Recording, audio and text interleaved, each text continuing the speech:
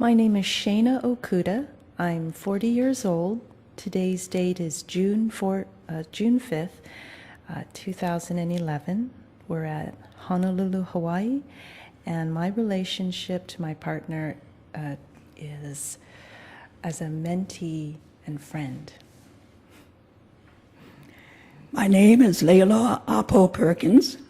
I am 81 years old. This date is June 5th, 2011. We are at Honolulu, Hawaii, and the relationship to Shayna is I was her former professor of Hawaiian mythology.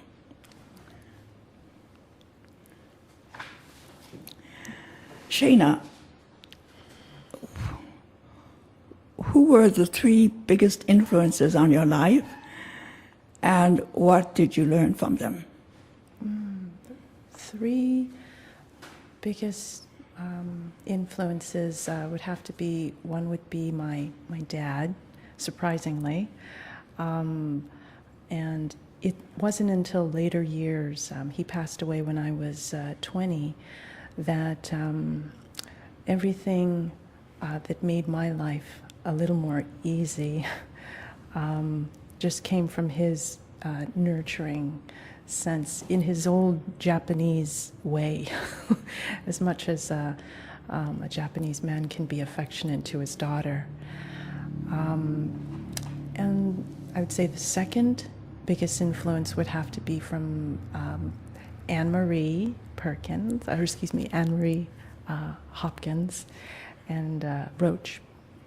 And she came into my life because of you, and I was able to be in San Francisco for 17 years and just realize that I was really quite immature when I left Hawaii without any education, and that she guided me along in terms of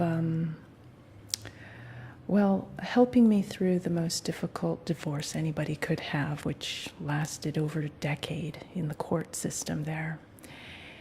And I'm still in contact with her. By the way, she says hello as of this morning.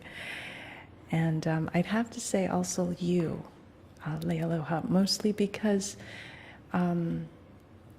you gave me this feeling that I could be the kind of mom that could give chocolates to my son Alex, and it's okay. He's not going to perish from it.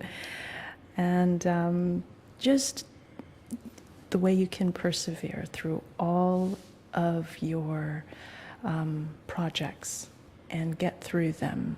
And that's exactly what I would like to do. When I was in 6th grade, I was told by my 6th grade teacher at the end of the class to come up and, let's see, she actually accused me of plagiarizing a poem I'd written to my dad. And I told her with a straight face, I wrote that poem. I wrote it for my dad, and she asked me a second time, where did you get this poem from? Where did you copy it from?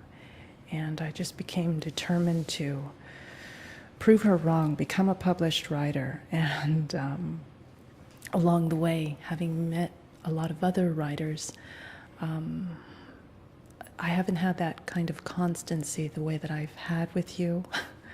So thank you. Well, it seems that when you came to my class, you were top of the line, so I didn't see anything negative. So you must have had many good experiences that boosted you. I think you said you had gone to the East Coast for school for a year. I did. And returned. Mm-hmm. You wrote exceptionally well. That was one of the things I noticed, one of the best in the class. And that is what you wish to do, right? Now? Yes, it is. So it's one of the more constant ambitions that you've held. It is. What is your memory of your parents and, for instance, your grandparents? My parents, my mom, I think at the time when I was 14, she left. She left my dad. And it was hard because I didn't have another woman role model. My mom wasn't there. And my dad did a lot of things to prevent the kids from seeing her. And it's not till, I want to say, a few years ago, when I was still in San Francisco, that I made a trip over to my mom in Iowa on the train with Alex. And it was his spring break. He just hated having to spend the whole week on a train, going from point A to point B, and then heading over to Los Angeles, where I could go and visit my childhood home, and then heading back up the coast to San Francisco with my mom in tow. We picked her up from Iowa so she could travel with us. And seeing her, being with her, recognizing all the hardships she's had from all the separation, mainly. I think that's what made me, I wanted to be able to let her know things are okay. I'm really happy, and I'm doing okay, and that she should be proud of all her kids. Just wanted to sort of alleviate the heaviness that I was picking up from her just by being with her. And she's, let's see, she's alone so much, even though she's married, that I can see how there's some kind of, it's not dementia, it's just she doesn't have a speaking vocabulary. It seems to be evaporating. And so when I speak to her, she'll say, I don't quite understand, I don't remember actually what it is that I am, she'll forget the word for Kleenex or something, and not be able to bring that to her memory, or just to tell me. She'll describe the action. And then with my dad,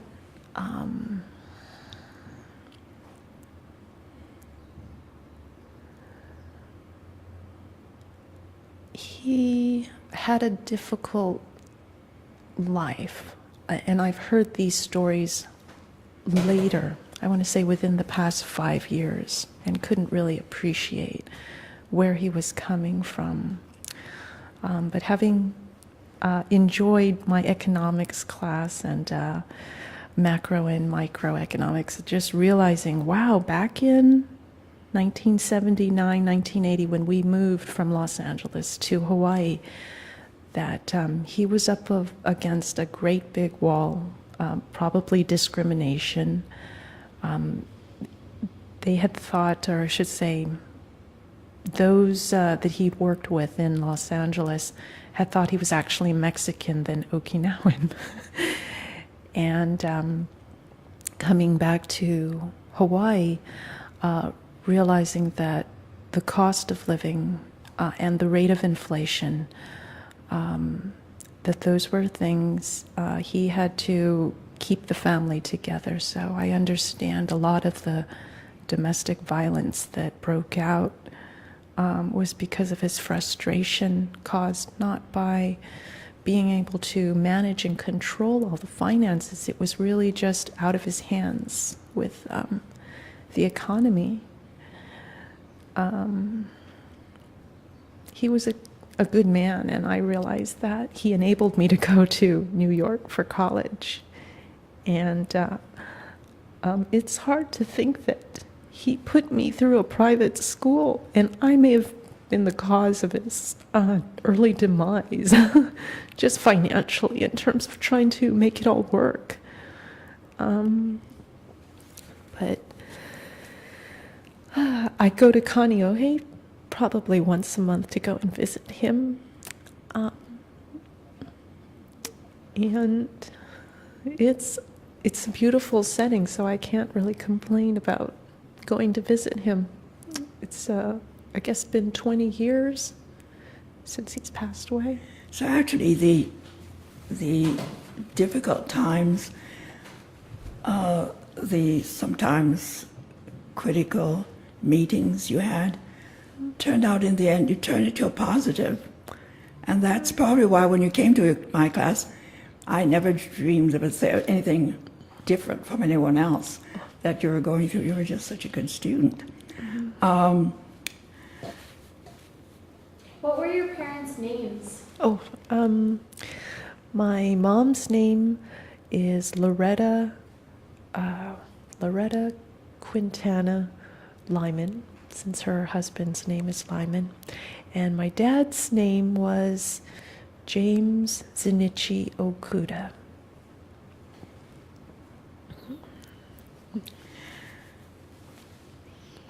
Do you remember any of the stories they told you? About themselves or about you, especially? Let's see. I remember my mom, when I went to visit her, it would have been shortly after, I want to say the summer of 1993, after I finished your class.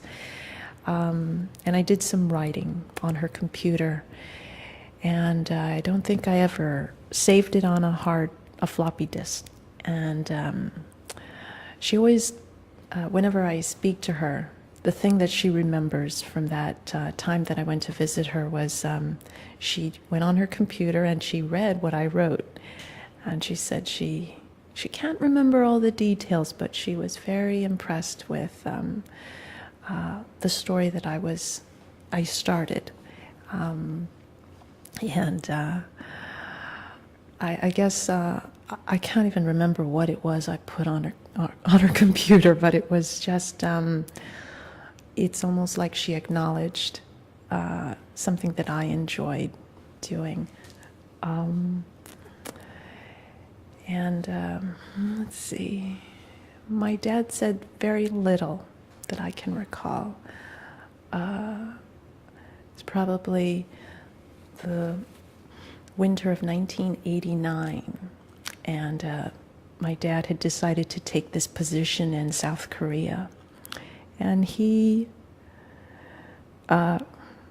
was drunk, and I think that's how he was able to let his guard down. But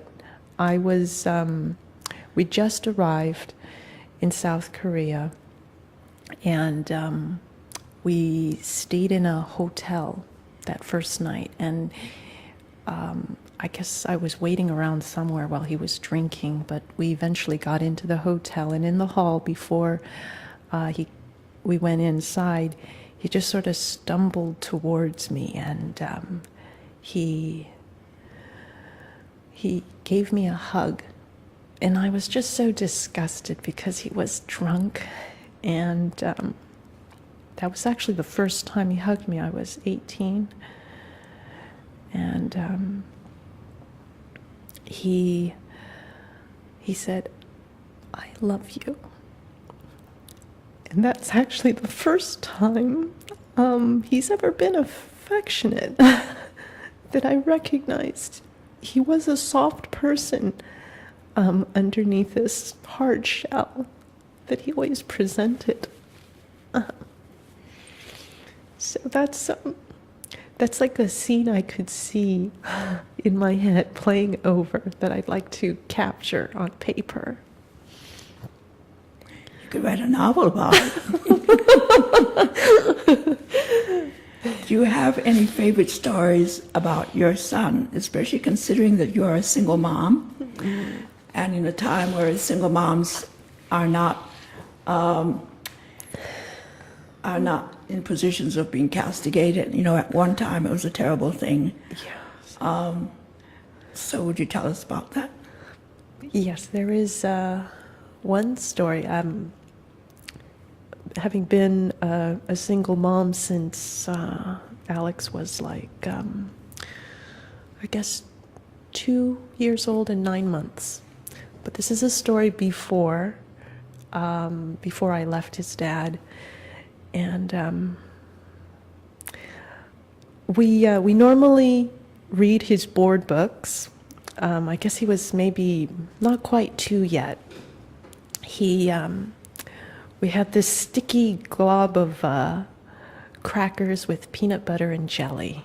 So we were munching away on the bed, reading his board books. And as we're turning the pages with their sticky fingers, I'm reading to him. And then after we finish our little board book, only about 10 pages long, I go over and I grab a little hand towel, diaper wipes, and I'm wiping the book.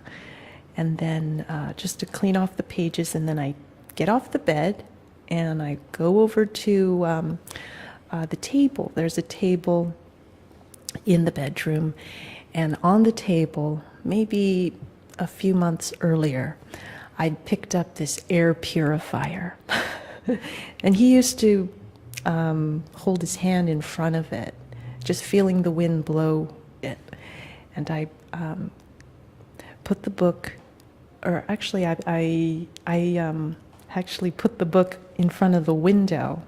This is when we were living in Twin Peaks. There was a nice breeze. And I go back on the bed, and Alex gets up off the bed, and he's on the far side of the bed, away from the window, and he's walking around slowly. And I ask him, "Hey, Alex, what are you doing? Come back over here." And he stops. And then he just sort of readjusts himself to look back at the book by the window. And he's slowly making himself, just getting further away from me, walking around the bed. And I say, "Alex, what are you doing?" And he makes his way, finally, over to the windowsill. He takes the book, and I say, "Alex, I put the book over there so it could dry." But he's holding the book close, and he turns himself quickly around, but he's looking at me on the bed, and I'm not doing anything. At that point, I'm just watching him. And he's slowly creeping along to get to the air purifier. And he sets up the book to stand on its edge, opened up towards the air purifier, so the air purifier is just blowing it dry. And I'm just amazed that this little, not even 2 years old, he must have been 19, he must have been about 22 months old to do that. And I thought, wow, it's an amazing thing that he could make these connections. The mark of a scientist.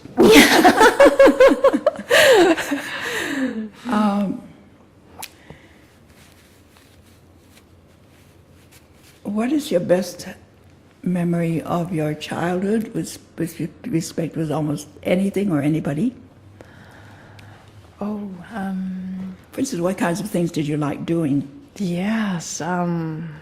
I used to do Chinese jump rope, or high jump. You know, you get the long rope. I didn't have Chinese jump rope, which was that elastic band, but I went around and I collected a whole bunch of rubber bands and I made my own.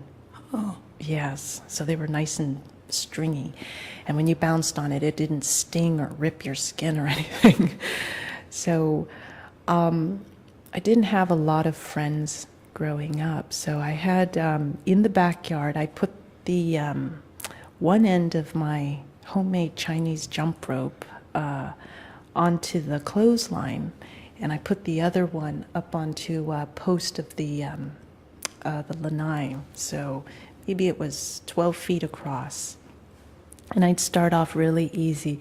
My purpose was actually to jump over it up to 6th floor, which is right at your armpits when you're standing up, not to touch it. So it's basically like high jump. And it was always so challenging because the fence was maybe 6-8 feet away, and I couldn't really run and jump and not crash into the fence, but I never crashed into the fence. And because I practiced so much, I got to the point where I could jump over high sky, which is you're just standing and you have your arm straight up into the air, and you're holding the string at the top of your fingers. And I was able to get my foot over over that high height, and I was always hyped to get over to school to go and show everybody how high I could get my leg up. That was one. And the other thing is I loved body surfing. I guess growing up in Miley and living right across the street from the beach, I started off at Babyland, but the waves were always so... they weren't hollow enough, so I had to go to Tumbleland, which is right across from... I can't remember the name of the street. But anyway, that's where they would have the bodyboarding competitions. And summer times, maybe it was springtime, the waves would just be glassy.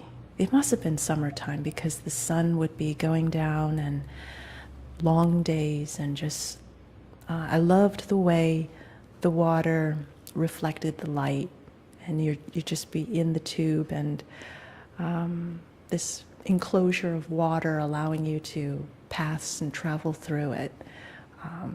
Did you ever join a high school running? Oh, I did. You did? I did. Well, that's good. I used to run track. Oh, yes. As a middle distance runner. Not very good because I had short legs, but I wasn't too bad for the Y&I team. But my favorite was cross country. Oh, yes. I ran cross country, and there was a meet that we did. It wasn't a very big meet. It may have been just some district meet.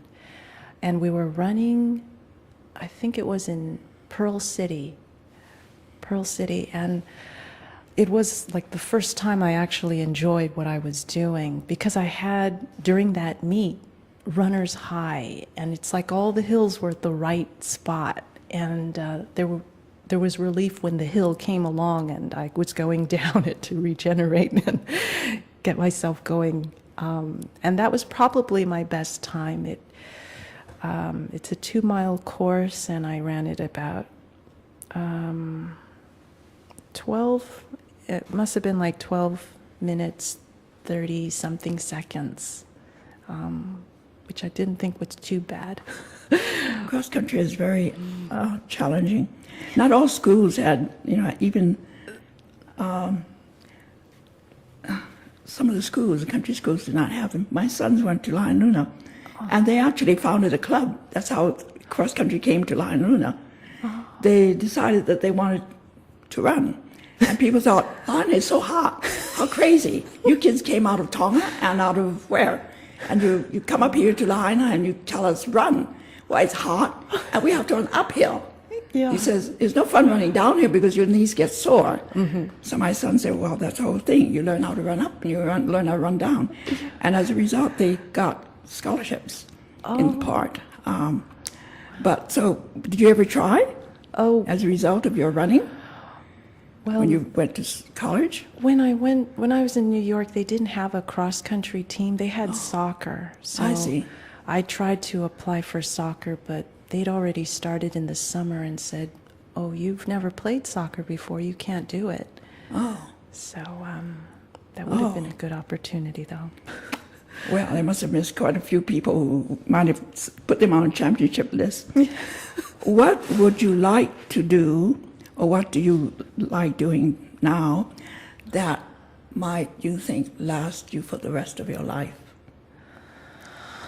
What would I like to do that would last me the life? Like we taught my sons to select certain things that would last them for the rest of their lives, like music.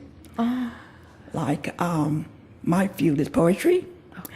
They haven't really caught on to that, except they write ballads, and that's good. And I didn't teach them cross country or anything sports, but my husband is a great baseball fan. He doesn't play, but he keeps scores. Oh. Remember, tons and tons of, statistics. So they have learned statistics, and then they learned the game, and they came to be they were not too interested in being academics, not at all. They were going to dig ditches and do things real. But when they got into college, they found nobody would pay them for even what they knew. So they had to start with not digging ditches, but something like that. So what would you like to do that you would tell your son? Think about it. Yeah. So, What would you like to do? Or what are you doing?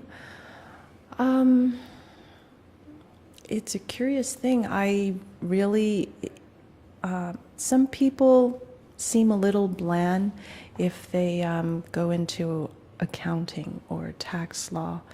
But lately, I've been looking at seeing how things work in the economy and how things can even be slanted socioeconomically, and even within, even here on the island, I recognize that there are some limitations that a person can do, but if they know the tax law, and it sounds terribly bland, I'd actually like to do more. I'd like to facilitate workshops that would encourage people to recognize their options in terms of how what they can do with their money. My brother David, I guess he's always had he's always lived on a higher level, that Maslow's hierarchy of needs. He's a little above me because everything for him is taken care of. But because I'm a little low on that totem pole there, I'm still trying to figure out what can I do just to, as a single parent, make ends meet. And I read this, or I attended this webinar about investing, and one of the great quotes out of this sort of bogus webinar was, "A job is for paying bills, but investing is for creating wealth." I love that. Isn't that something? So it's a matter of figuring out how can I generate enough income to get some money to pay for or to invest. And one little story is that my senior year in high school, I think it was economics, the teacher said we were going to enter this competition, a statewide competition about investing. So he pointed out all the big names here, and I wasn't aware of my classmates actually participating in it. I'd like to think I was the only one that was submitting information for trading stocks. And I enjoyed looking at the stock market, all the little symbols and how much they made. And towards the end of the year, because we had about a semester to do it, the end of the year, the instructor said, "Our school has come in third place." And I thought, oh, really? But there was no acknowledgement in terms of who was actually submitting information. And I know I was. And it was a bit sad. But to come in third place in some economics competition for trading stocks, that level of detail was very interesting. There was you said something about war, a military story. Oh, yes. Military story. So my senior year in high school, I was preparing to take a bunch of tests. There was the ACT, the SAT, and there was also the ASVAB. And I figured, oh, well, I'll just take this test and see. It'll be just like practicing for another SAT or another college exam. So I took the ASVAB, And towards the end of the school year, so it's in the beginning of the school year I took that test, and then I didn't hear from a recruiter, military recruiter, until just before school finished. And this was in 1990, that this recruiter called me and he said, "Oh, so Shayna, I was just looking over ASVAB test results and I saw you did pretty good. Would you be interested in coming in to do a physical for the military?"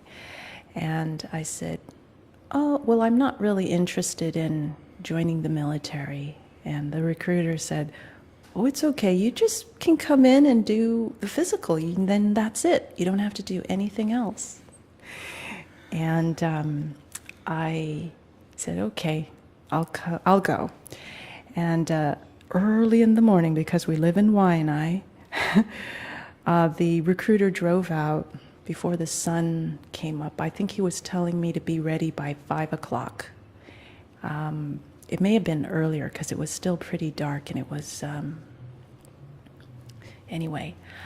He picked up a couple of other young men, probably classmates, and I, let's see, I was the third. There was he picked me up in Miley, and then he picked somebody else up in Nanakuli. So there were these two guys with me and the recruiter, and we were driving off to town. And I did my physical, and everything looked fine. And then they brought all the recruits into this one room to be sworn in. And so I was standing there there were a couple of girls my age, and then there were mostly men. And the recruiter, he said, "Okay, everybody, I want you to raise your hand. You're going to be sworn in." And I turned to him and I said, "But you said I could just do this for the free physical." And he said, "No, you're here to join the military now." And I said, "Well, I'm not going to raise my hand. I'm not taking any oath, and I want to get out of here." And he brought in his superior and someone above him, and at this point they moved me out into the hall, out of the room. And the recruiter's supervisor, he said, "You know, you were here to join the military. You have to go in the room and raise your hand and take the oath." And I said, "Well, the recruiter told me I can just do my physical and I could go." And so they brought me out of the hall and into this other room with this other supervisor, or someone higher up than the recruiter supervisor. And it was a whole repeat of what they said. "You're here to take that oath. You're going to join the military. I think you'd be a great soldier." I said, "Nope. The recruiter told me." And so you didn't? I didn't. Okay. I didn't. That was my big war story. And the following year, that's when George Bush Sr. had gone into the Gulf. I see. Yes. I see. I have one question that is really interesting. How would you like to be remembered? Let's see. I'd like to be remembered as someone who got things done, not only for other people, but I got to do my own thing. And I still have yet to publish a book.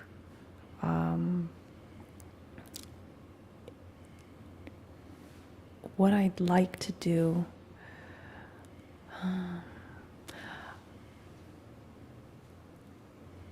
if I can't publish a book, I would like to be able to facilitate those workshops, like in the library or... You can do it online. I mean, it's much faster. Webinars, yeah. Yes. Publishing is wide open now. Oh, okay. For publishing, yes. I'm seeing that now. It's a matter of. And there's a difference down. between self-publishing and independent publishing. Okay. And don't let other people tell you otherwise. Independent publishing means that you have things to say, and it's not necessarily about yourself. Okay. And in Hawaii, there are very few independent publishers, so that others tend to call them self-publishing out of competition, I suppose. But you mustn't let that difference escape you, and just insist. If you're telling things because they need to be said, it's not necessarily about yourself, but you're concerned about them. Right. Start your own business. That's a wonderful business opportunity. But and computers are wonderful. I haven't done it myself because I'm too busy with the old stuff. But once I'm out, I hope I'll get to it. So do you want to write? I mean, it comes back to writing. It comes back to your writing and your putting out things about your life and your views and. Yes, I'm realizing the benefit of fiction. You can write, tell a story, it can have little autobiographical bits into it, but there's some kind of distance when it becomes fiction, and I think maybe that's how I can protect myself. Lei, I would like to ask you one question. Depends. Okay. Depends, okay.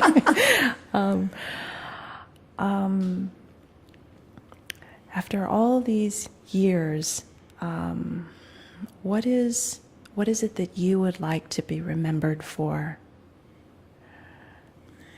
For helping, and I have, for helping put Hawaii's stories in print and out for the world.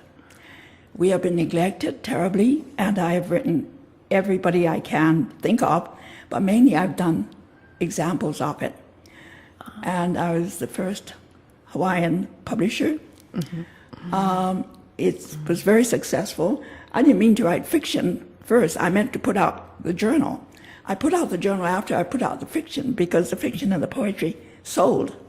So when people say, you're a self-publisher, I say, oh, no. It was to put out the Journal of Hawaiian and Pacific Folklore and Folklife Studies. We put out 2 volumes, fairly thick volumes.